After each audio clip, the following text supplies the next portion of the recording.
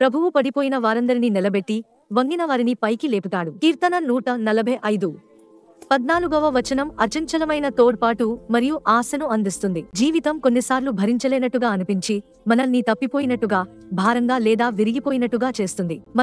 మనం కూలిపోతున్నట్టు, ఒంటరిగా నిలబడలేకపోతున్నట్టు అనిపించే క్షణాలను ఎదుర్కొంటాం. నిన్ను పైకి లేపడానికి సిద్ధంగా ఉన్న దివ్యమైన చేయిని ఊహించుకో. ఇది యేసు క్రీస్తు.